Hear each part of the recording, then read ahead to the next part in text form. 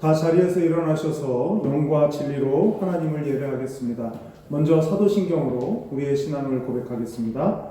전능하사 천지를 만드신 하나님 아버지를 내가 믿사오며 그 외아들 우리 주 예수 그리스도를 믿사오니 이는 성령으로 잉태하사 동정녀 마리아에게 나시고 본디오 빌라도에게 고난을 받으사 십자가에 못 박혀 죽으시고 장사한 지 사흘 만에 죽은 자 가운데서 다시 살아나시며 하늘에 오르사 전능하신 하나님 우편에 앉아 계시다가 저리로서 산자와 죽은 자를 심판하러 오시리라. 성령을 믿사오며 거룩한 공예와 성도가 서로 교통하는 것과 죄를 사하여 주시는 것과 몸이 다시 사는 것과 영원히 사는 것을 믿사옵나이다. 아멘. 지존하신 주님 이름 앞에 찬양하며 나아가겠습니다.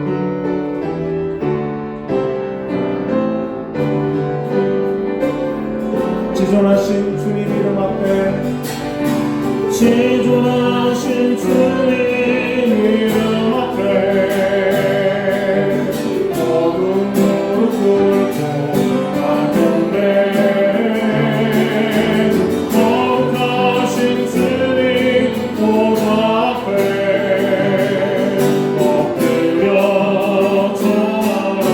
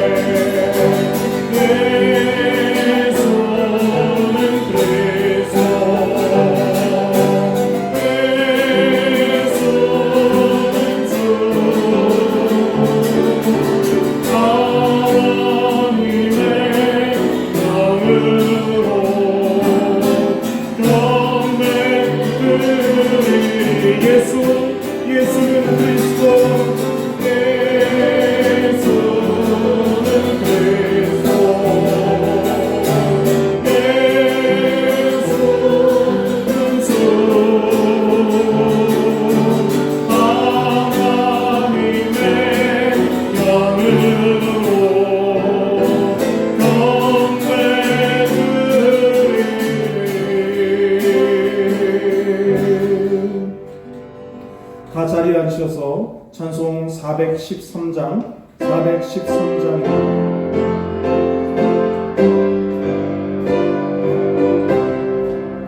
내 평생에 가는 길 손바라요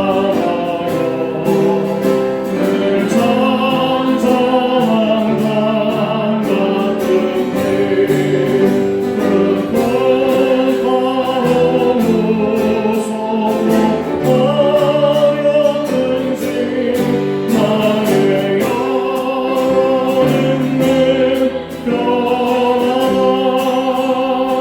내 영혼 평안해. 내 영혼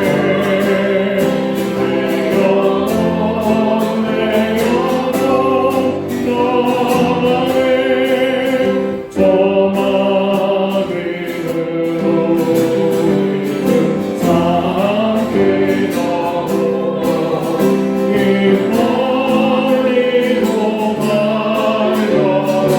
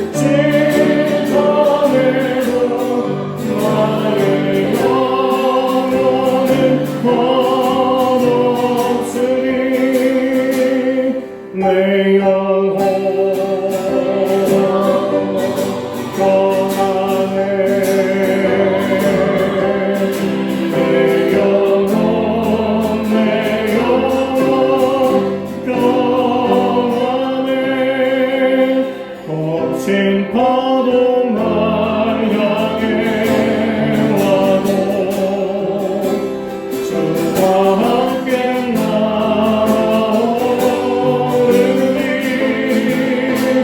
구름 가운데 나의 영혼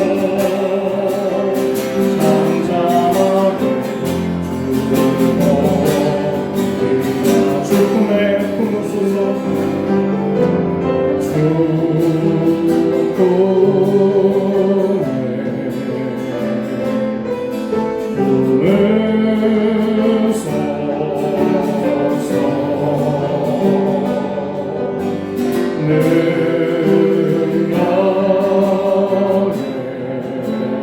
능력에 말로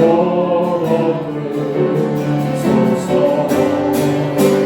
거친 파도만 향해 와도 주와 함께 나아오리니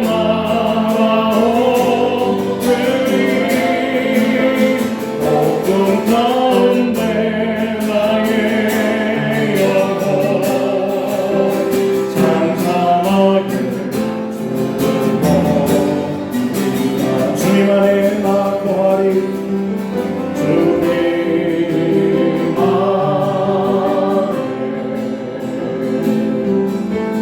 거하리.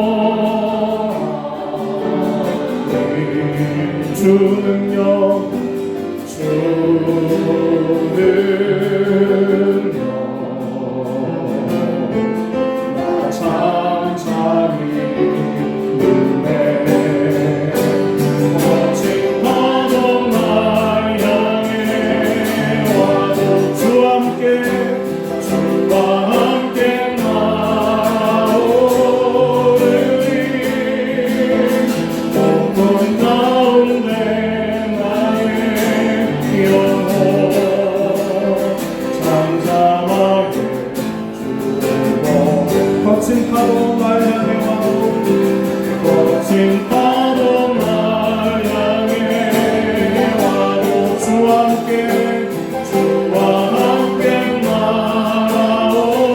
나오리니 어둠 가운데 나의 영혼 잠잠하게 주리라. 이 시간 오늘의 예배를 위해서 함께 기도하기를 원합니다.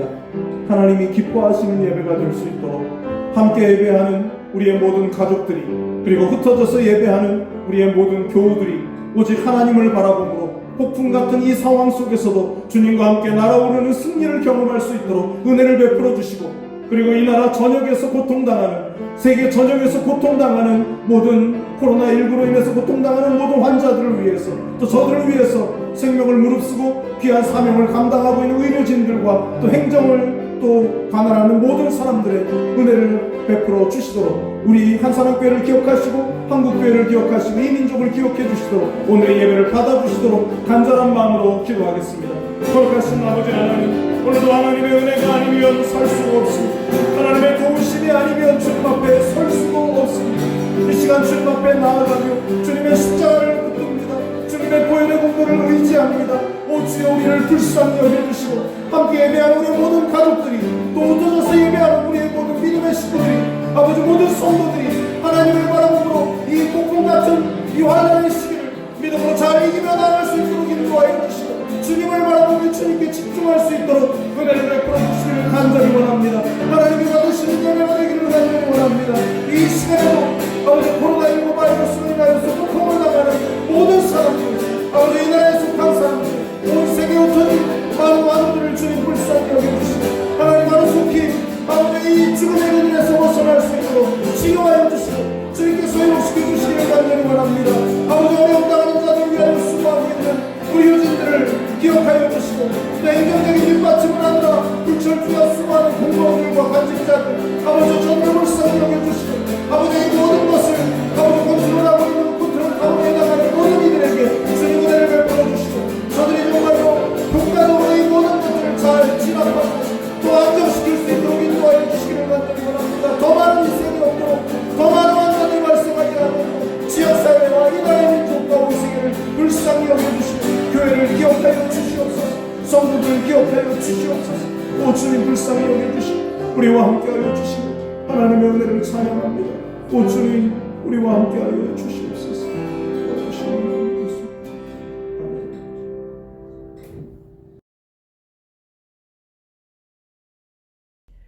생명의 주 되신 주님을 찬양합니다.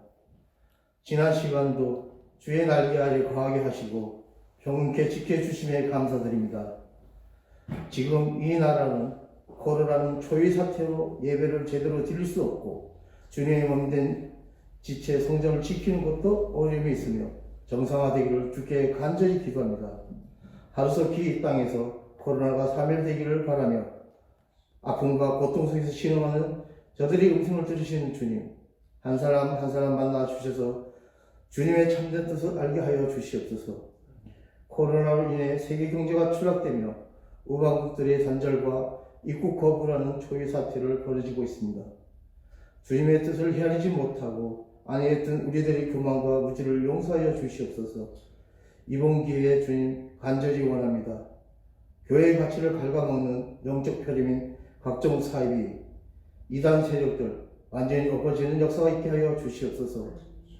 주님을 모르고 인간의 욕심으로 주님을 힘들게 한 무지한 저들 주님 불쌍히 여겨 주시옵소서. 그들을 변화시켜 참된 진리를 바라보는 귀한 걸 허락하시고 주님 앞에 빚진 자의 마음을 깨닫는 시간들이 되게 하여 주시옵소서. 주님, 지금 우리나라는 너무나 어려움이 많습니다. 특히나 어렵고 힘든 이러한 틈바구니 속에 오합지졸이 다 모인 어리석은 우저라 정치인들, 이번 총선을 통해 썩은 쓴뿌리가 뽑아지게 하시며 주님을 두려워하고 국민을 진실로 이끌어갈 수 있는 정치 지도자들이 주님이 세워주시고 모든 열방 가운데 우리나라가 우리의 믿음의 조상들이 이끄시는 것처럼 복음의 나라, 선교의 나라, 말씀이 살아 움직이는 역동적인 나라가 되게 하여 주시옵소서. 우리 교회를 위해 기도합니다. 주님의 뜻 가운데 세우신 교회가 사람의 마음이 아닌 참된 주님의 마음으로 세워지기를 간절히 원합니다. 중보로 세워지며 사람으로 하나 되고 내가 아닌 주님의 보좌에 앉으신 교회는 교회답게, 직분자는 직분자답게, 성도는 성도답게 온전히 주님만 드러나는 복된 교회가 되게 하시고 아름다운 우리 교회가 계양구에서 아닌 인천, 우리나라에서 가장 사랑이 넘치는 기쁨의 교회가 되게 하여 주시옵소서. 약물이 이끌어 가시는 담임 목사님, 영역의 강건함으로 영역의 칠배를 확장시켜 주시고 기도하시는 모든 게 응답받는 귀한 목사님 되게 하시며 교회와 가정이 늘 평안하며 목사님 기도 가운데 세워지는 역사가 있게 하여 주시옵소서. 무엇보다 수술하고 누워 계신 당신의 사랑하는 종 치료의 주님이 함께 하셔서 깨끗게 완치시켜 주시며 지금도 치료 중에 계시고 만지고 계신 교우들 깨끗게 하여 주시옵소서. 차세들을 위해 교회학교를 세우신 주님, 아이들이 웃음과 교제가 차고도 넘치게 하여 주시옵시고 무엇보다는 신앙의 뿌리가 견고해지기를 간절히 원합니다. 아이들을 위해 수고하시는 부장님, 그리고 준비하신 모든 교사들과 우리 아이들 모두 은혜의 시간이 되게 하여 주시옵소서. 각 처소에서 늘 분주히 움직이며 봉사하는 손길이 빛을 발하게 하시고 어디서나 내가 아닌 주님의 생각으로 섬기게 하여 주시옵소서. 주님, 지금은 힘듦이 이어지는 시간입니다. 이럴수록 분열되고 배척하는 것이 아닌 오히려 어려움으로 하나 되는 교회와 우리나라와 세계가 되기를 간절히 원합니다. 이 또한 지나가리, 이 또한 간증이 되기를 간절히 원하오며 우리 주 예수 그리스도 이름으로 기도드립니다. 아멘.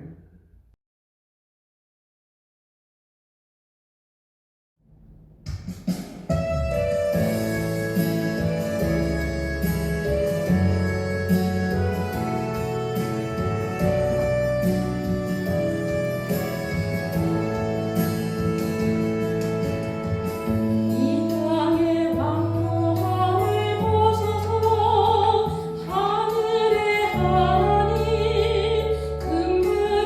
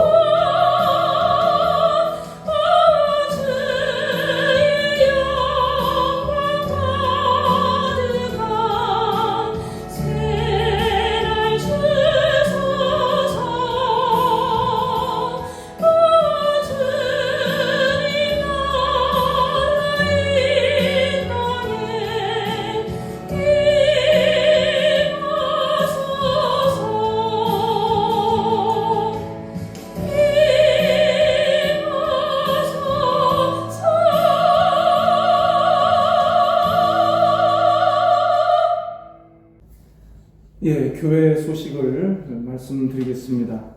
먼저 3월은 우리가 비록 각 가정에서 예배하고 있지만 나라와 민족을 위해서 기도하는 달입니다. 또 때가 때이니만큼 잊지 마시고 이 나라 또 이 민족을 위해서 뿐만 아니라 이 코로나19로 고통당하는 전 세계 모든 사람들의 그 고통으로부터의 자유와 치유를 위해서 잊지 마시고 기도해 주시기 바랍니다. 우리 성도님들이 각 가정에서 지금 예배하고 계시고 또 평소에 한 주간 동안도 외출을 잘 하지 못할 정도로 많은 것이 어렵고 또 최근에 또 가까운 곳에서 확진자가 또 나와서 염려도 근심도 많이 있으시리라고 생각이 됩니다. 개인의 위생 또 가족들의 건강 우리가 신경 써야 될 것이 한두 가지가 아니지만은 먼저 내가 건강하고 내가 안전해야 남도 도울 수 있고 가족도 돌볼 수가 있는 거 아니겠습니까? 잊지 마시고 개인 위생 또 건강에 철저히 해주시면 좋겠습니다. 주일 예배를 드리는 부분 또 주중에 예배를 드리는 부분에 대해서 많은 것이 조심스럽습니다. 그래서 또 저와 또 우리 장로님들 지금 현재 돌아가고 있는 이 상황들 항상 매일같이 예의주시하면서 기도하고 있고 또 관심을 기울이고 있습니다. 아마도 지금까지는 정부에서 22일까지 어린이집 또 학교 또 복지시설 등이 휴교하는 것으로 정부가 그렇게 가이드라인을 잡고 있기 때문에 교회도 거기에 발맞추어서 생각을 할 수밖에 없습니다. 그래서 23일부터 개교를 하게 되면 22일이 주일이기 때문에 다음 주 주일까지도 영상으로 예배를 드려야 되는 현재 상황입니다. 이번 한 주간 어떤 이제 상황들, 경과들이 있을지 모르겠지만 일단 29일 날 첫 번째 예배를 드린다라고 생각을 하고 기도로 준비하시고 그 이전에라도 어떤 다른 변동되는 사항들이 있으면 밴드나 홈페이지 또 개인 또 연락을 통해서 성도님들께 안내를 해드리도록 그렇게 하겠습니다. 지금 영상으로 예배를 드린 게 이제 오늘로 이제 세 번째가 되는 것이죠. 교회에서 모여서 예배를 드리지 않기 때문에 지금 계좌로 헌금을 이체하시는 분들이 많이 계십니다. 번거롭고 수고스러우신데도 그렇게 해주셔서 너무 감사하고 또 이것이 이제 장기화되면은 교회적으로도 어려움이 얼마든지 예측이 됩니다. 그래서 성도로서의 의무 잘 감당해 주시면 고맙겠고요. 그리고 교회 계좌번호는 주고 또 홈페이지 밴드를 통해서도 계속 안내를 해드리고 있으니까요. 그렇게 성명 그 다음에 헌금의 종류 등을 이렇게 기재를 하셔가지고 그렇게 이체하실 수 있습니다. 또 연로하셔서 직접 이체하는 게 어려우신 분들은 또 헌금을 잘 이렇게 모아 두셨다가 예배에 나오시게 될 때 그때 하실 수도 있습니다. 기타 다른 내용들은 밴드나 홈페이지를 통해서 계속해서 안내를 해드리도록 그렇게 하겠습니다. 우리 옆에 계신 가족들하고 격려와 축복의 인사를 했으면 좋겠습니다. 사랑합니다. 힘냅시다. 건강 잘 살핍시다. 네. 이게 녹화를 통해서 예배를 준비를 하다 보니까 참 어색하고 또 쓸쓸합니다. 여러분 각 가정에 계신 우리 성도님들 건강하게 잘 계시고 제가 이게 가끔씩 또 전화도 드리고 그렇게 하고 있습니다. 기도하시면서 좀 외롭고 또 쓸쓸한 시간들 잘 보내시고 또 서로 전화로 다른 방법을 통해서 또 이렇게 안부도 물으시고 하면서 성도의 그 사랑을 계속해서 이렇게 이어가실 수 있었으면 좋겠습니다. 네, 오늘 우리에게 주시는 말씀은 여호수아서 8장 1절에서 9절까지 보도록 하겠습니다. 원래는 29절까지인데 내용이 너무 길어서 1절부터 9절까지만 이렇게 보도록 하겠습니다. 구약성경 380쪽에 있는 여호수아서 8장 1절부터 29절까지의 말씀입니다.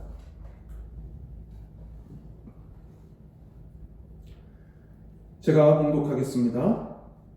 여호와께서 여호수아에게 이르시되 두려워하지 말라 놀라지 말라 군사를 다 거느리고 일어나 아이로 올라가라 보라, 내가 아이 왕과 그의 백성과 그의 성읍과 그의 땅을 다 내 손에 넘겨 주었으니 너는 여리고와 그 왕에게 행한 것 같이 아이와 그 왕에게 행하되 오직 거기서 탈취할 물건과 가축은 스스로 가지라. 너는 아이성 뒤에 복병을 둘지니라 하시니 이에 여호수아가 일어나서 군사와 함께 아이로 올라가려 하여 용사 3만 명을 뽑아 밤에 보내며 그들에게 명령하여 이르되 너희는 성읍 뒤로 가서 성읍을 향하여 매복하되 그 성읍에서 너무 멀리하지 말고 다 스스로 준비하라. 나와 나를 따르는 모든 백성은 다 성읍으로 가까이 가리니 그들이 처음과 같이 우리에게로 쳐 올라올 것이라. 그리할 때 우리가 그들 앞에서 도망하면 그들이 나와서 우리를 추격하며 이르기를 그들이 처음과 같이 우리 앞에서 도망한다 하고 우리의 유인을 받아 그 성읍에서 멀리 떠날 것이라. 우리가 그들 앞에서 도망하거든 너희는 매복한 곳에서 일어나 그 성읍을 점령하라. 너희 하나님 여호와께서 그 성읍을 너희 손에 주시리라.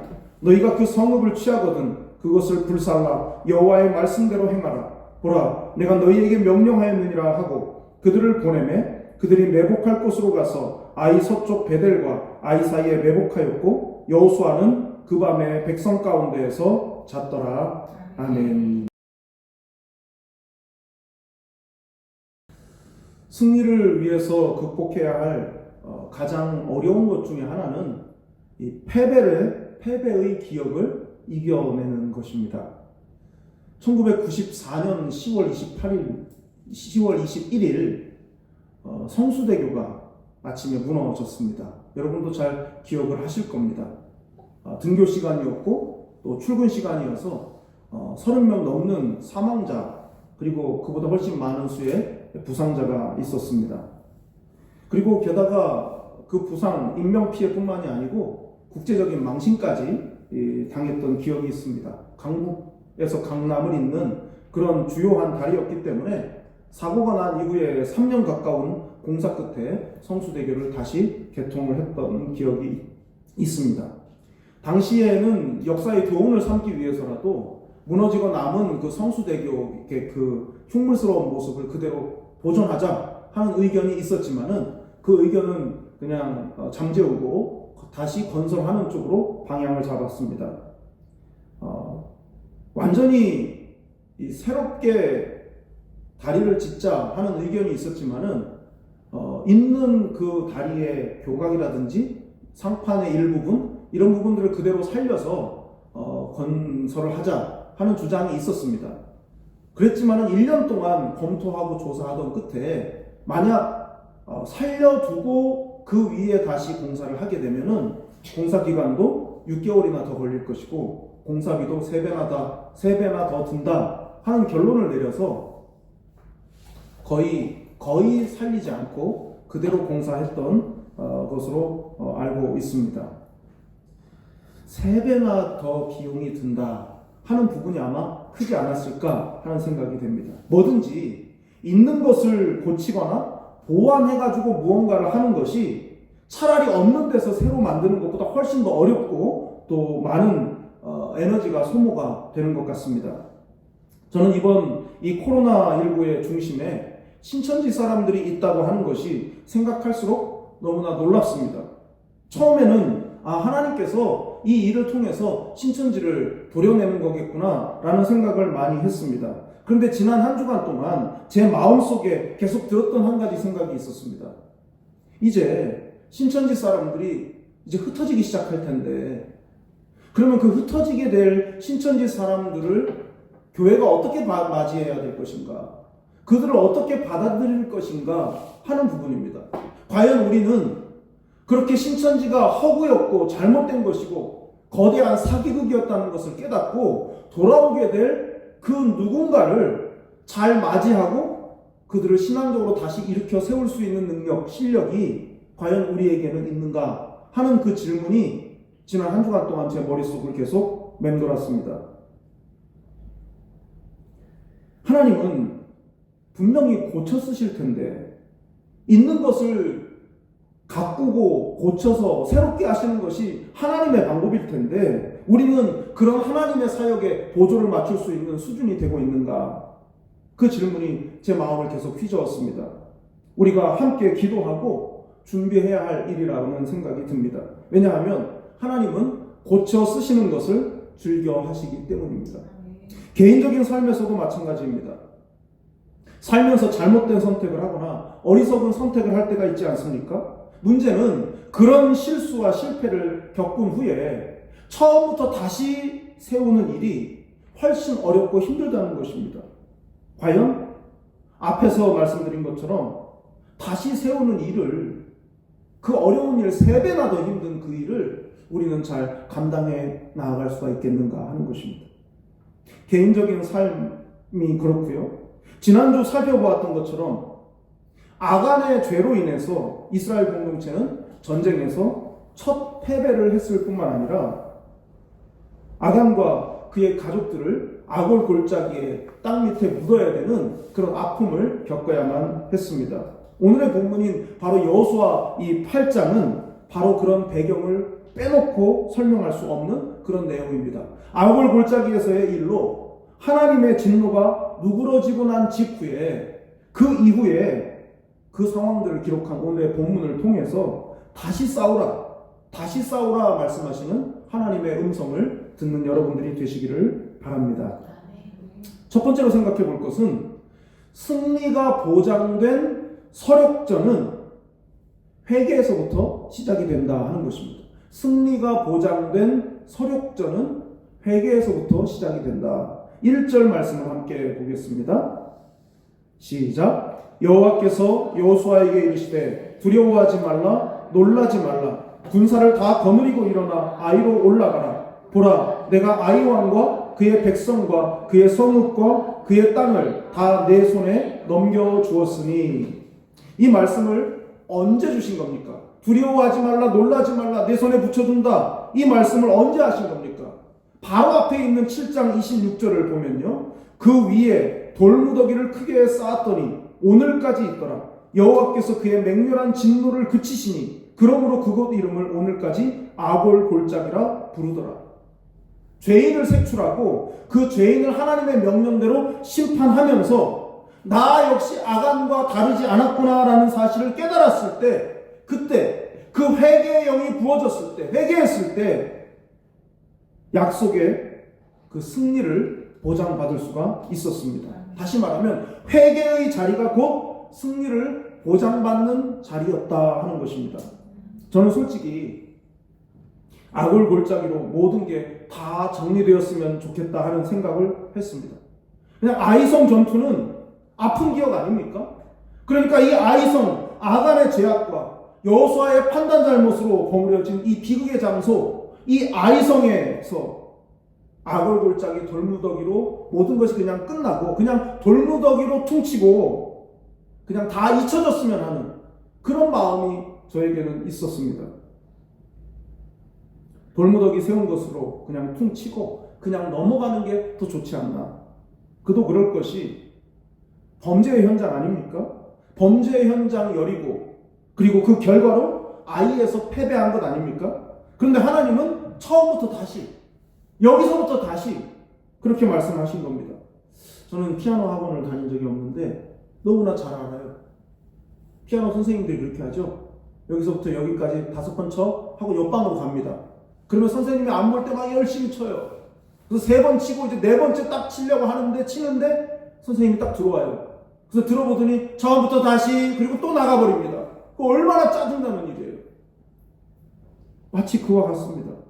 여기서 실패했었으니까, 그리고 이제 용서해 주셨으니까 그냥 덮고 이건 잊고 전혀 새로운 데서 새 출발을 했으면 하는 그런 마음이 있습니다. 실패했고 아픈 부분이니까 다른 데로 이제 넘어가자, 그렇게 말씀해 주시면 너무 좋겠는데 하나님은 바로 그 넘어진 자리에서 다시 시작해 라고 말씀하신 겁니다. 하나님은 거쳐야 하는 과정을 결코 그냥 건너뛰는 법이 없으십니다. 빙판에서 스케이트를 배울 때 그 배우는 과정을 한번 생각해 보세요. 스케이트를 신고 얼음판에 섭니다. 그런데 얼음판에 서서 걸을 수 있으면 그때부터 실력은 팍팍 늘어납니다. 근데 그러려면 발목이 아프고요, 물집이 잡힙니다. 그 과정을 통과해야 얼음판을 지치면서 질주를 시작할 수가 있습니다. 그 아픈 과정은 반드시 거쳐야 되는 것이죠. 왜 하나님께서 마치 나의 약점을 후벼 파는 것처럼 그런 일들을 계속 겪게 하십니까? 여전히 훈련을 통과하지 못하고 있기 때문은 아니겠습니까? 자꾸 상처받는 말도 하지 말아야 합니다. 자꾸 상처받는다는 말도 하지 말아야 합니다. 왠지 아십니까?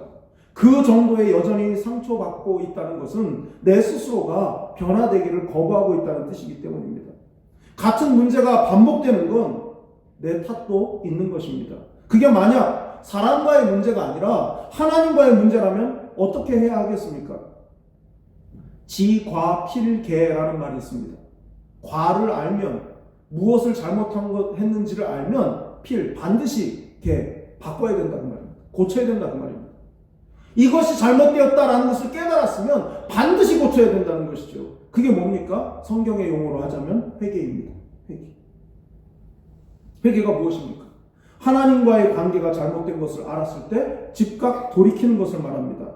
단지 감정이 아닙니다. 돌이키는 거죠. 그건 고쳐서 다시 세우는 것이고 어쩌면 평생의 습관을 고치는 것일 수도 있습니다. 왜 반복적으로 억울한 일을 당하고 내가 한 실수에 비해서 훨씬 더 큰 고통을 당해야 되겠습니까? 내가 변화되어야 하기 때문입니다. 아이성에서부터 다시 시작하라고 하시는 것은 내 문제가 무엇인지 알았으면 그걸 풀이하는 해답지를 처음부터 다시 작성하라는 뜻입니다. 아이성 싸움, 즉 승리가 보장된 서력전의 핵심은 바로 회개입니다. 이 회개가 무엇입니까? 회개를 뜻하는 히브리어 슈브라는 말이 있습니다. 슈브. 이 슈브라는 말은 회개한다는 뜻이고요. 또 하나의 뜻은 떠난다라는 뜻이 있습니다. 떠난다. 죄로부터 떠나는 게 회개입니다. 죄로부터 떠나는 동작이 회개입니다. 죄로부터 떠나서 어디로 향해야 되겠습니까? 하나님께로 향하는 겁니다. 죄를 버리고 방향을 돌이켜서 하나님께로 새로운 방향을 정하고 그곳으로 가는 것, 그것이 바로 회개입니다. 회개는 구체적인 행동이 따라야 합니다. 단지 뉘우치는 것은 온전한 회개일 수가 없습니다. 이스라엘 백성들이 아간의 죄를 공동체의 죄로 받아들이고 회개한 증거가 바로 아골골짜기입니다. 아골골짜기 없이 하나님은 너희랑 함께 있지 않겠다라고 하셨어요. 너희가 회개하지 않는다면은 너희의 원수를 너희가 능히 대적할 수 없을 거라고도 말씀을 하셨습니다. 호세아서 6장 1절을 좀 찾아보겠습니다. 구약 호세아서 6장 1절입니다.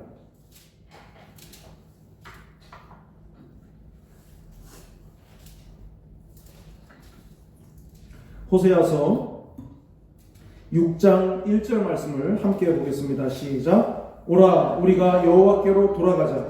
여호와께서 우리를 찢으셨으나 도로 낫게 하실 것이요 우리를 치셨으나 싸매어 주실 것입니다. 아멘. 회개가 무엇입니까? 여호와께로 돌아가는 것입니다. 회개하면 회복시켜 주시는 것이 하나님이십니다. 찢으셨으나 도로 낫게 하시고 치셨으나 싸매어 주시는 하나님의 은혜는 여호와께로 돌아간 자들만 누리는 은혜입니다. 회개가 사는 길인 것이죠. 지금의 상황도 마찬가지입니다. 복잡하게 생각할 필요 없습니다. 지금의 상황이 매우 비정상이지 않습니까? 그럼 내가 회개할 것은 무엇인가를 생각하면 나에게 유익한 것입니다. 예배 생활을 점검해서 회개해야 합니다. 가정과 교회에서 믿는 자로서의 책임에 소홀했던 부분을 회개해야 하는 때입니다. 무엇보다 신앙생활에 있어서 본질이 하나님께 맞추어져 있지 않고 있었던, 내가 사람 중심으로 신앙생활했던 모든 죄악을 회개해야 할 때인 것입니다. 어떤 시사 프로 PD가 방송을 마치면서 그런 말을 하더라고요. 신천지의 급성장이란 표현을 했습니다. 신천지의 급성장. 어떻게 신천지가 급성장할 수 있었을까요? 왜 PD는 그런 표현을 썼을까요? 여러분, 신천지의 에너지가 무엇입니까? 신천지가 급성장할 수 있었던 그 힘의 원천이 무엇입니까?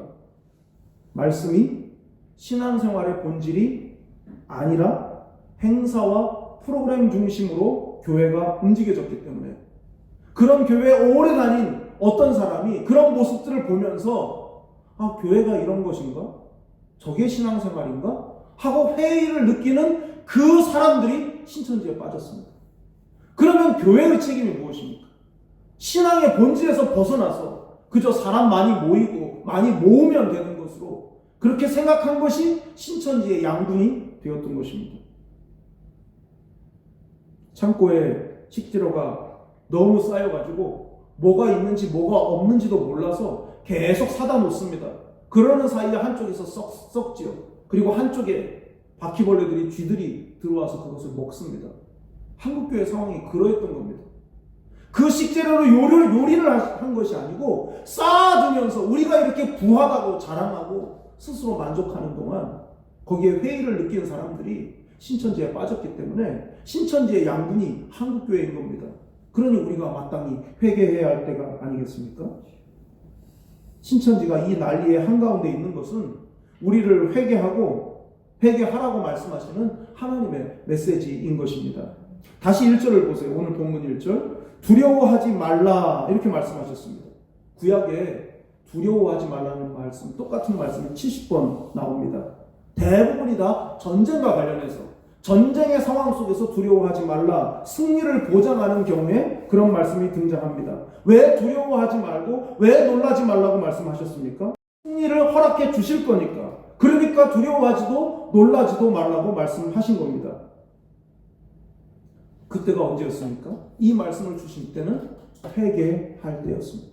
회개했을 때 두려워하지 말라, 놀라지 말라라고 말씀하셨습니다. 여러분 스스로가 한번 적용해 보십시오. 늘 감정적으로 뉘우치는 데서 멈추고 돌이키지 못하고 있는 죄는 무엇인가? 아이성처럼 패배해서 기억조차 하고 싶지 않은, 그러나 반드시 회개하고 다시 싸워야 할 싸움은 나에게 무엇인가?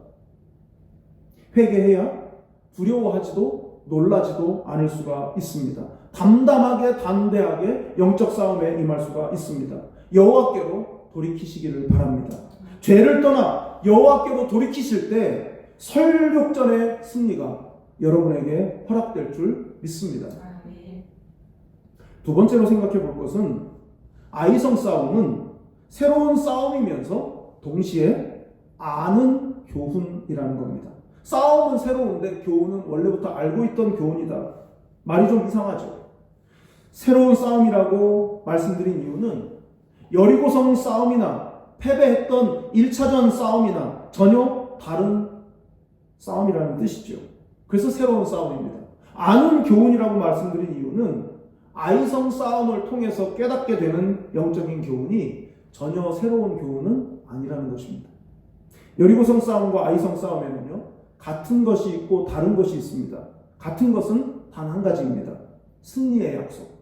하나님께서 승리를 약속해 주셨다. 물론 1차전의 패배 이후 2차전을 말하는 것이죠. 그러나 회개한 후에 두려워하지 않고 놀라지 말라고 말씀하시면서 하나님은 승리를 약속해 주셨습니다. 모든 싸움에서 가장 중요한 것은 승리의 확신입니다. 승리의 확신이 있느냐 없느냐에 따라서 전쟁의 양상이 달라집니다. 아무리 생각해봐도 질 것 같은 싸움이면 그 싸움에 임하는 군사들이 사기가 어떻겠습니까? 이길 수 있다는 확신이 없으면 자꾸만 이상한 방법을 동원합니다. 평소에 하지 않던 행동을 하게 되고요, 무리한 동작을 하게 됩니다. 왜냐하면 자신감이 없기 때문이겠죠. 영적인 싸움에서 가장 중요한 게 무엇일까요? 그 싸움이 여리고이든 아이성 싸움이든 똑같습니다. 승리의 보장, 즉 확신이 있어야 합니다. 하나님께서 나와 함께 싸우신다라고 하는 확신이 없는 한 아이가 아니라 꼬마라 할지라도 이길 수가 없습니다. 싸움의 종류, 그것이 무엇이든 간에 상대가 누구이든 모든 싸움, 모든 대상에게 승리하려면 한 가지, 승리의 확신이 반드시 필요합니다. 바울은 가장 이 치열한 싸움이 자기 자신 안에서 벌어진다고 고백했었습니다. 한없이 추락하는 것 같은 그 패배의 두려움이 자신 안에 있는 경험이라고 고백했습니다. 패배의 두려움을 극복하고 승리할 수 있는 이유에 대해서 로마서 8장 31절부터 32절을 통해서 그의 고백을 볼 수가 있습니다. 함께 보겠습니다. 로마서 8장 31절부터 32절입니다. 함께 보겠습니다. 그런즉 이 일에 대하여 우리가 무슨 말하리요? 만일 하나님이 우리를 위하시면 누가 우리를 대적하리요? 자기 아들을 아끼지 아니하시고 우리 모든 사람을 위하여 내주시니가 어찌 그 아들과 함께 모든 것을 우리에게 주시지 아니하겠느냐. 아멘. 다양한 영적인 싸움이 있습니다. 믿음을 지키는 것 자체가 영적인 싸움인 분들이 계실 겁니다. 어떤 분은 영적인 성숙을 위해서 거쳐야 하는 그런 싸움을 지금 싸우고 계신 분도 계실지 모릅니다. 이단 사이비의 유혹과 맞서야 하는 싸움을 할 수도 있습니다. 한 영혼의 구원을 위해서 치열한 싸움을, 영적 싸움을 하고 계신 분들도 계실 것입니다. 아무리 치열한 싸움, 복잡하고 어려운 싸움이라 할지라도 확신이 있다면 결론은 승리입니다. 하나님께서 지금 나와 이 싸움에 함께하고 계신다. 아니, 이 싸움은 내 힘으로 싸우는 것이 아니라 하나님께서 싸워주시는 싸움이다 라고 하는 확신이 반드시 있어야 합니다. 하나님이 우리를 위하시면 대적은 사라집니다. 내가 싸우려 하면 대적의 기세에 밀릴 수밖에 없지만은 하나님이 우리를 위하시면 대적은 꼬리를 내리고 도망치게 되어 있습니다. 승리의 약속과 확신이라는 차원에서는 분명히 모든 싸움이 같지요. 그러나 다른 것이 있었습니다. 여리고성 싸움과 아이성 싸움의 다른 점, 첫째는 노략물에 관한 것입니다. 2절 말씀을 보겠습니다. 본문 2절입니다. 너는 여리고와 그 왕에게 행한 것 같이 아이와 그 왕에게 행하되 오직 거기서 탈취할 물건과 가축은 스스로 가지라. 너는 아이성 뒤에 복병을 둘지니라 하시니. 여리고성은 이스라엘이 가나안을 정복하는 전쟁 가운데 첫 번째 전쟁입니다. 첫 성이었습니다. 첫 것은 어떻게 해야 됩니까? 하나님께 드려야 하는 거죠. 여리고성 싸움에서 가장 반복되고 많이 나왔던 말씀은 온전히 바치라 하는 말씀이었습니다. 왜냐하면 첫 것이니까. 첫 싸움이니까. 이 첫 번째 싸움은 온전히 하나님께 다 바쳐야 하는 것입니다.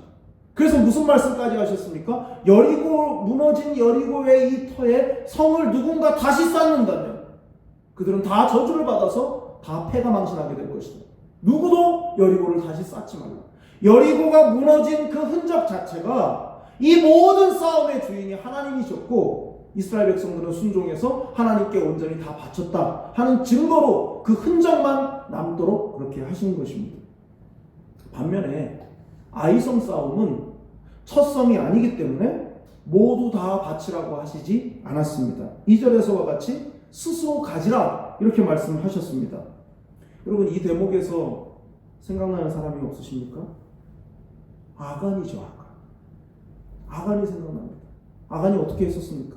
여리고성 싸움에서 시날산의 아름다운 외투 한 벌, 그리고 200세겔 되는 은, 그리고 무게 50세겔 나가는 금덩어리, 그것을 감추었어요.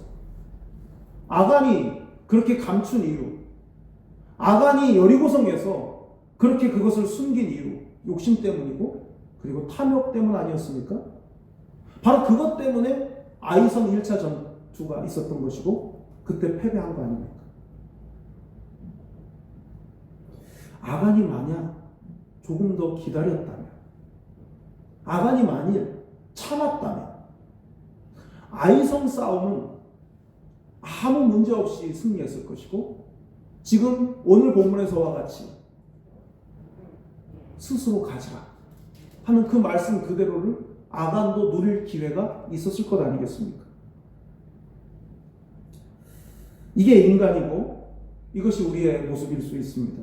조금만 더 기다리고 조금만 더 참으면 하나님께서 주실 건데, 하나님이 은혜롭게 누리도록 허락해 주실 건데, 심지어 내가 몰라서 못 챙기면 하나님이 깨닫게 하셔서라도 챙겨 주실 건데, 아니 아예 다 준비해가지고 내 눈앞에 갔다가도 주실 수 있는 분이 하나님이신데 말입니다. 그걸 못 찾는 게 인간인 것이고 아간이었습니다. 하나님의 때를 기다리지 못하고 섣부르게 달려들다가 망하는 일이 얼마나 많습니까? 여호수아가 왜 하나님께서 아이성에 대해서 말씀하시지 않지? 왜 올라가라는 말씀을 안 하시지? 왜 우리의 손에 붙였다는 말씀을 안 하시지? 라고 여호수아가 질문을 했더라면 왜 하나님께서 아무 말씀을 안 하고 계신 거지? 이상하네? 라고 생각을 했다면 여호수아에게 하나님이 아간의 범죄 사실을 알려주셨을 수도 있지 않겠습니까? 여호수아도 못 기다린 거죠. 왜 그랬습니까? 마음이 높아져 있었던 것입니다. 여리고를 이겼으니까 아이성 전투는 아무것도 아니라는 생각이 여호수아에게 있었던 것입니다. 그러니까 하나님의 때를 기다리지 못한 것이죠. 우리가 실패하는 이유 가운데 하나는 내 생각과 내 시간표에 하나님의 뜻과 하나님의 시간을 끼워 넣으려고 하기 때문입니다. 여리고성 다음 아이성이고, 여리고성은 온전히 마치고 아이성부터는 얼마든지 누리고 가지게 하는 게 하나님의 계획 아니었습니까? 그런데 그보다 먼저 무언가를 하려고 하니까 망한 것입니다. 생각을 바꾸지 않으면 안 됩니다. 어떻게 바꿔야 할까요? 하나님 먼저, 이게 표어가 되어야 됩니다. 하나님 먼저. 이 상황 속에서 하나님 먼저. 이 어려움 속에서 하나님 먼저. 이 평화로움 속에서 역시 하나님 먼저. 하나님의 계획을 우리가 알지 못합니다. 우리에게 어떻게 해주실지 우리는 사실 잘 알지 못합니다. 여리고 다음이 아이인지도 우리는 모릅니다. 그러니까 우리가 아는 것, 우리가 지금 해야 하는 것, 하나님께 해야 할 도리를 해야 되는 것, 그것이 하나님 먼저입니다. 내가 이 상황을 잘 몰라. 앞으로 어떻게 될지 몰라. 그렇지만 하나님 먼저 해야 되지 않겠어? 이렇게 살면 된다 그 말입니다. 다음이 아이인지 어른인지 우리는 몰라요. 그런데 하나님이 인도해 주실 거예요. 이끌어 주실 거예요. 그러니까 지금의 시점에서는 하나님 먼저 하면 되는 것입니다. 여러분은 어떠십니까? 하나님께 마땅히 드려야 할 처음 것은 무엇입니까? 하나님의 때를 기다리지 못하고 서두르다 실패한 그런 여러분의 아이성은 무엇입니까? 여러분에게는 하나님께서 함께 하신다고 하는 승리의 확신이 있으십니까? 하나님의 은혜는 매번 똑같지는 않습니다. 분명 우리의 상상과 이해를 뛰어넘습니다. 방식도 다르고 시기도 다르지만, 그렇지만 하나님은 같으십니다. 그래서 우리에게 요구하시는 건 역시 똑같습니다. 아무리 상황이 달라도 하나님께서 우리에게 요구하시는 것은 하나님 먼저입니다. 그래서 다른 싸움 같지만은 아는 교훈을 따라 행하는 것이 중요합니다. 그럼 하나님께서 우리에게 요구하시는 아는 교훈은 무엇일까요? 마지막 세 번째로 살펴볼 것은 하나님께서 매복작전을 명령하셨다는 것입니다.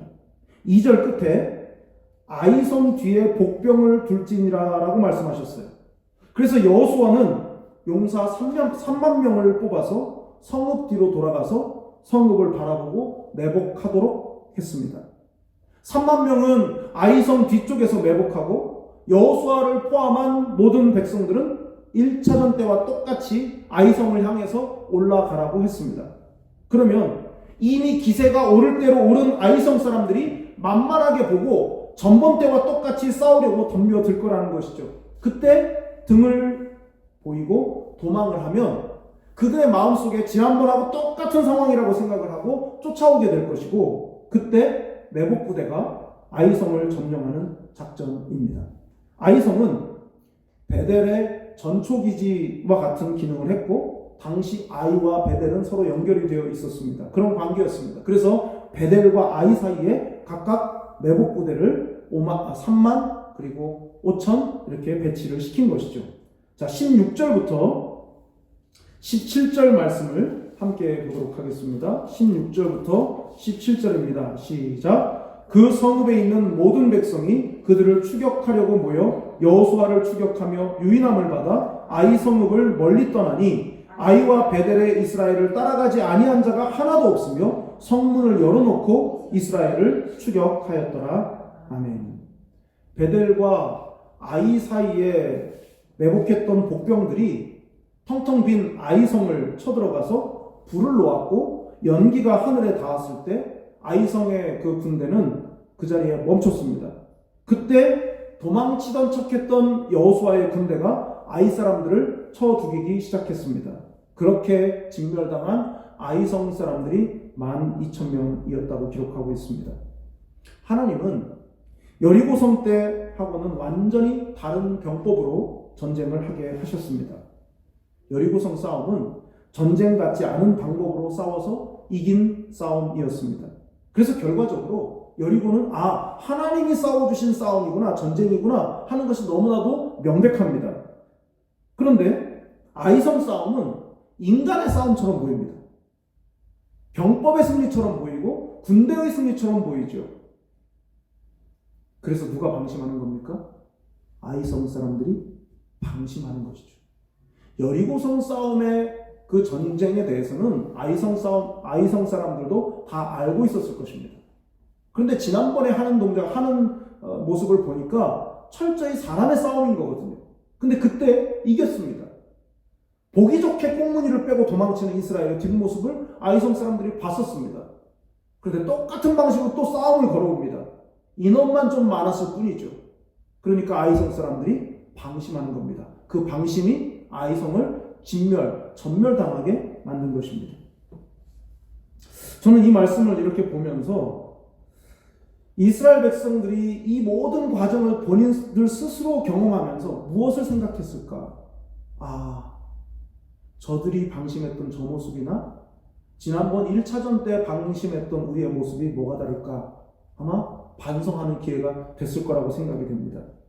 어떤 구약학자는 이 아간의 일로 범죄한 이스라엘이기 때문에 여리고성 싸움처럼 쉽게는 이기게 하지 않으시는 게 하나님의 방법인 것 같다, 이렇게 분석하시는 학자도 있습니다. 그러나 저는 생각이 좀 다릅니다. 하나님은 우리를 매번 똑같은 방식으로 살게 하지는 않습니다. 다양한, 때로는 당황스럽기까지 한 여러 종류의 싸움을 싸우게 하십니다. 그럼에도 불구하고 하나님의 사람은 하나님의 뜻을 분별하면서 그때마다 지혜로운 선택을 합니다. 하나님은 우리를 로봇으로 만들지 않으셨습니다. 그래서 생각을 합니다. 이 상황에서 하나님께서 내게 원하시는 것은 무엇일까? 하나님은 여호수아에게요, 복병을 두라고만 하셨습니다. 그러나 회개하고 돌이킨 여호수아는 막연하게 복병을 두라고만 말씀하신 그 말씀에도 적극적으로 순종했습니다. 아이성 뒤에 그리고 아이와 베델 사이에 각각 매복을 하게 만들었습니다. 매번 상황이 다르지만은 하나님의 함께하심에 대한 확신이 여호수아에게 있었기 때문에 창의적인 지혜가 나올 수 있었던 것이죠. 그리고 그런 병력 배치를 통해서 승리를 이끌었습니다. 여기서 흥미로운 건 이 매복 작전입니다. 사전을 찾아보니까 매복, 이것은 한자로 묻을 매자에 엎드릴 복, 숨을 복자, 이렇게 해서 매복이라는 말이 쓰였습니다. 재미있는 건 복자입니다. 이 복자가요, 숨을 복자, 또 엎드릴 복자인데 좌변에는 사람 인자가 되어 있고 우변에는 개 견자가 되어 있습니다. 그러니까 매복이라는 게 뭡니까? 개처럼 땅바닥에 납작 엎드리는 겁니다. 여러분 한번 상상해 보십시오. 그 밤에 3만 명의 군사가 성을 앞에다 두고 멀리 돌아가지고 그 뒤로 가는데 그 3만 명이 발각이 안 되기가 얼마나 어렵겠습니까? 야심한 밤이니까 자그마한 바스락거리는 소리도 크게 들리는 때입니다. 발각되지 않으려면 개처럼 엎드려서 그 먼 거리를 기어가야 됩니다. 기다시피 해야 됩니다. 무슨 숲으로 우거진 곳도 아니지 않습니까?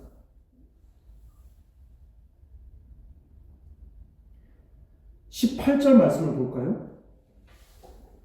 18절을 함께 같이 읽겠습니다. 시작. 여호와께서 여호수아에게 이르시되 내 손에 잡은 단창을 들어 아이를 가리키라. 내가 이 성읍을 내 손에 넘겨주리라. 여호수아가 그의 손에 잡은 단창을 들어 그 성읍을 가리키니.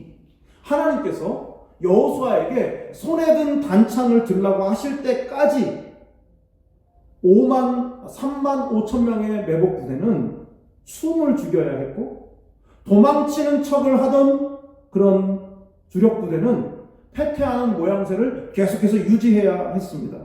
하나님께서 명령하시고 또 손에 든 단창을 여호수아가 들었던 바로 그 순간이 전세가 뒤집어지는 시작이었습니다.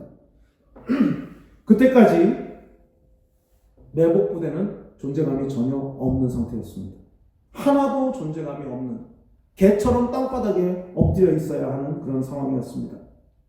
여러분, 교만함과 담대함의 차이가 뭔지 아십니까? 승기가 나에게로 기울어서 얼마든지 큰 소리 칠 수 있고 얼마든지 자신만만할 수 있어도 하나님이 없으면 교만입니다. 초라하게 존재감 없이 바닥을 박박 기고 있어도 하나님과 함께하고 있으면 담대함인 것입니다. 저는 지금 한국교회의 시간은 매복의 시간이라고 생각합니다. 한국교회의 시간은 결코 멈추지 않았습니다. 코로나19로 인해서 예배가 무엇인지, 교회가 무엇인지, 그리스도인의 정체성이 무엇인지를 납작 엎드려서 점검하는 기간이 바로 지금이고 매복의 시간입니다. 우리 모두 하나님 앞에 엎드려야 합니다. 손에 든 단창을 들라 하시기 전까지 우리는 아무것도 아닙니다. 교만과 담대함은 깻잎 한 장 차이처럼 보입니다. 그러나 그 차이는 설명이 안 될 정도로 큽니다. 교만은 패망의 선봉이라고 했습니다. 엎드려야 할 때 엎드리지 못하면 망하는 겁니다. 반면 겸손은 존귀의 앞잡이라고 했습니다. 엎드려야 할 시간에 엎드리는 자가 존귀한 자입니다. 여러분은 어떠십니까? 지금이 매복의 때라고 생각하지 않으십니까? 지금 여러분에게 필요한 겸손은 무엇에 관한 겸손입니까? 사랑하는 교우 여러분, 하나님은 우리가 승리의 경험을 하기를 원하십니다. 그래서 패했던 자리에서 다시 싸우라 하십니다. 하나님께서 승리를 주실 거예요. 우리가 겸손하기만 하면, 하나님의 때를 기다리는 인내를 훈련하기만 하면 승리는 따라올 것입니다. 요즘 많이 힘드실 겁니다. 지금이 매복의 때라고 생각하시고 엎드리시기를 바랍니다.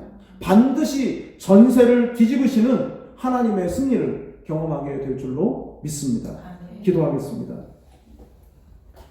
거룩하신 하나님 아버지, 우리는 연약합니다.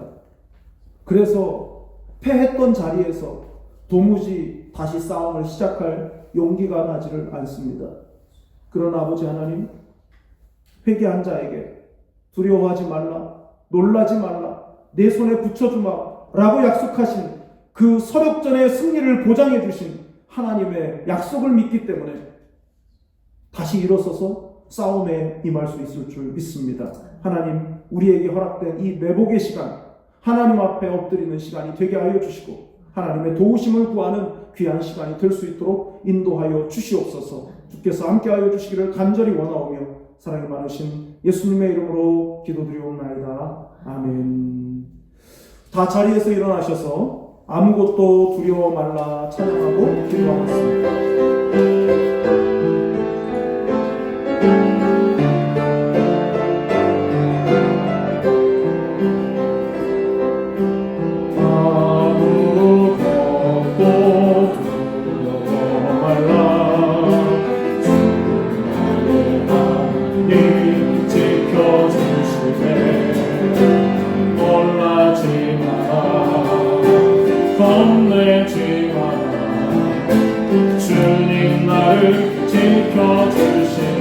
아무것도 두려워 말라. 아무것도 두려워 말라. 주 하나님이 지켜주시네. 놀라지 마라. 겁내지 마라. 주님 나를 지켜주시네. 내 맘이 힘내고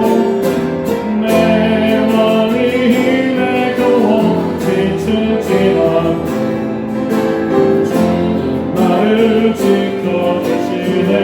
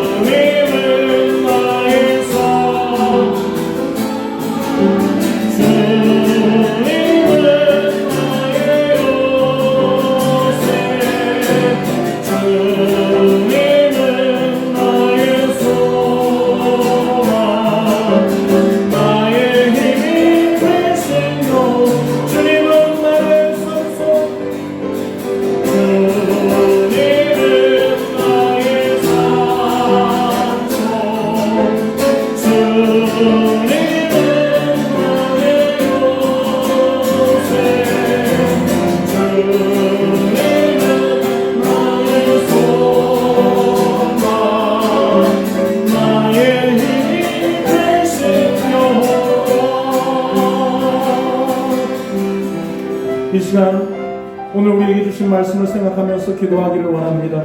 주님 앞에 간절히 기도할 때 우리에게 아이에서부터 다시 시작하라고, 다시 싸우라고 말씀하시는, 승리를 약속해 주시는 그 약속을 믿는 믿음 가운데 두려워하지 않고 겁내지 아니하며 담대하게 나아갈 수 있는 우리 모두가 될 수 있도록 회개의 영을 부어주시고 우리를 새롭게 하여 주시며 우리로 하여금 모든 싸움 가운데서 승리할 수 있도록 은혜를 베풀어 주시도록 이 시간 간절한 마음으로 기도하겠습니다. 거룩하신 아버지 하나님, 오늘도 하나님 앞에 함께 예배할 수 있도록 은혜를 베풀어 주시고 여호와 앞에 서서 하나님의 말씀에 귀를 기울이게 하여 주시니 감사합니다. 하나님, 실패한 바로 그 자리에서부터 다시 승리의 싸움을, 승리의 경험을 하라고 우리에게 은혜를 주시는 하나님의 기회를 기억하며 담대하게 두려움 없이 나아갈 수 있기를 간절히 원합니다. 우리를 새롭게 하시고 우리를 회개케 하시고 회개한 자리에서 승리의 확신을 주시며 담대하게 하시는 하나님의 능력을 의지하며 나아가기를 간절히 소원합니다. 하나님, 매번 싸우는 이 새로워지는 영적 싸움의 현장 가운데서 똑같은 교훈을 주시고 똑같이 다시 시작하고 처음부터 다시 시작하라고 말씀하시는 하나님의 말씀에 귀를 기울이게 하여 주시고 마음에 새기며 승리의 싸움을 싸워나갈 수 있는 우리 모두가 될 수 있도록 인도하여 주시기를 간절히 원합니다. 오 주여, 하나님을 의지함으로 담대하게 하여 주시고 그 약속을 의지함으로 담대하게 하여 주시고 아버지여, 어떠한 경우에서도 우리를 수익게 하시는 하나님의 신실하심을 의지하며 나아갈 수 있도록 인도하여 주시기를 간절히 소원합니다. 성령 하나님, 우리에게 은혜를 베풀어주시고 이 코로나19의 이 어려운 상황, 이 엄중한 상황 속에서도 하나님을 의지하게 하시고 회복하라고 말씀하시고 엎드리라고 말씀하시고 주님의 말씀 앞에 엎드리며 내 자신을 돌아보며 전과 왕국을 생각할 수 있는 귀한 시간이 되게 하여 주시옵소서. 아버지 하나님, 감찬을 듣나 말씀하시는 것이 엎드리기를 잘하며 인내할 수 있는 우리 모두가 되게 하여 주시옵소서. 인도하여 주시옵소서. 거룩하신 아버지 하나님, 흩어져 각 가정에서 하나님을 예배하며 하나님께 영광을 돌릴 수 있도록 은혜 주신 것을 감사합니다. 하나님, 이 시간 하나님 앞에 예배하며 우리의 소득을 또 감사의 조건을 따라 하나님 앞에 귀한 예물을 바칩니다. 하나님, 드린 이 예물을 기뻐 받아주실 뿐만 아니라 예물을 드린 우리를 기뻐 받아주시기를 간절히 소원합니다. 아벨과 아벨의 제물을 받으셨던 것처럼 우리와 우리의 제물을 받아주시며 하나님께서 영광을 거두어 주시옵소서. 하나님께서 함께하여 주심으로 이 세상에서의 우리의 삶이 주의 은혜로 형통하게 하여 주시고 물질에 지배받는 인생이 아니라 물질을 다스리는 삶이 될 수 있도록 날마다 우리에게 은혜 위에 은혜를 더하여 주시옵소서. 이 어려운 시기, 정말로 힘들고 곤고한 시기이지만은 이럴 때일수록 하나님 먼저 인생을 살게 하여 주시고 그렇게 할 때 채워주시는 하나님의 기적과 능력을 경험하는 우리 모두가 될 수 있도록 인도하여 주시옵소서. 아버지 하나님, 간절히 바라옵고 나옵기는 우리 한산교회 속해 있는 모든 성도들 물질적으로 고난당하지 아니하도록 하나님의 채워주시는 은혜를 경험하게 하여 주시고 하나님께서 채워주실 때 주신 그것으로 하나님을 더욱 영화롭게 할 수 있는 우리 모두가 될 수 있도록 은혜를 베풀어 주시고 물질과 관련해 우리의 인생 가운데 풍성한 간증이 있도록 주님 인도하여 주시옵소서. 간절히 바라옵고 나옵기는 가족들과 멀리 떨어져 생활하고 있는 형제자매들 임마누엘 되신 하나님께서 날마다 지키시고 보호하시고 돌보아 주시옵소서. 육신의 질병, 마음의 병으로 고통을 당하는 모든 형제자매들을 불쌍히 여겨주시고 치료하시고 회복시켜주시고 그 마음의 평강을 허락하여 주시옵소서. 기적을 베풀어 주시옵소서. 우리의 어린 자녀들, 학생들, 청년들을 기억하여 주시고 이 어지럽고 혼란스러운 세상 속에서도 하나님의 말씀의 가치관, 믿음의 가치관으로 살게 하여 주시고 어떠한 경우에도 하나님을 실망시키지 않는 믿음의 사람들로 바로 세워져 가서 하나님 나라와 세상 나라의 기둥 같은 일꾼들이 다 될 수 있도록 인도하여 주시옵소서. 간절히 바라옵고 나옵기는 가정이 흩어져 예배하는 가운데 홀로 예배해야 하는 믿음의 외로움의 시간을 보내고 있는 형제자매들을 불쌍히 여겨주시고 가족과 형제와 배우자, 자녀가 주님께로 돌아오는, 그래서 함께 예배하며 영광 돌리는 은혜의 역사를 경험할 수 있도록 하루속히 구원의 은총을 허락하여 주시옵소서. 아버지 하나님, 또한 영상으로 예배하는 것조차 허락되지 않는 그런 열악한 환경과 또 연로함과 병들므로 어려운 가운데 있는 믿음의 지체들을 불쌍히 여겨주시고 이런저런 방법으로 하나님 앞에 예배하며 영광 돌릴 때 그 마음을 받아주시고 하나님께서 불쌍히 여기시며 홀로 예배하는 그 자리에도 성령을 부으시고 충만한 임재로 함께하여 주시옵소서. 이번 한 주간 어떠한 상황이 펼쳐질지 알 수 없습니다. 우리 교회가 속해 있는 이 지역에 확진자가 나왔습니다. 하나님 하루속히 치료되게 하여 주시고 그 곁에 두려워하고 불안해하는 사람들의 마음에 평강을 주시며 아버지 우리 한사람교회에 속해 있는 모든 성도들 또한 하나님 지키시고 보호하여 주시옵소서. 평안함으로 인도하여 주시옵소서. 우리 주 예수 그리스도의 은혜와 하나님 아버지의 크고 놀라우신 사랑과 성령의 교통하심이 넘어진 자리에서 다시 일어나며 패한 자리에서 다시 승리하라 말씀하시는, 다시 싸우라 말씀하시는 그 하나님의 말씀에 순종하여 믿음으로 옷깃을 여미며 다시 싸움터로, 영적 싸움터로 나아가기를 다짐하는 우리 사랑하는 사랑교회 모든 성도들과 그 가족들과 행하는 모든 일들 위해, 교회 위에, 이 나라 이 민족과 온 세계 위에 영원토록 함께 있을지어다. 아멘.